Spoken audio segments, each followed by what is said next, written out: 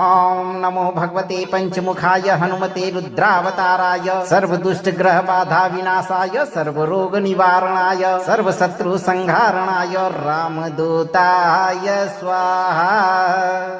अथ ध्यानं प्रवक्ष्यामि शृणु सर्वाङ्गसुन्दरे यत् कृतं देवदेवेन ध्यानं हनुमतः प्रियं पञ्चवक्त्रं महाभीमं त्रिपञ्चनयनैर्युतं बाहुभिर्दशभिर्युक्तं सर्वकामार्थसिद्ध्यदम्।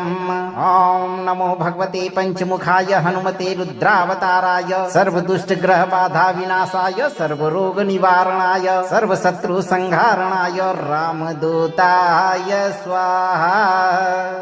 अथ ध्यानं प्रवक्ष्यामि शृणु सर्वाङ्गसुन्दरे यत् कृतं देवदेवेन ध्यानं हनुमतः प्रियं पञ्चवक्त्रं महाभीमं त्रिपञ्चनयनैर्युतं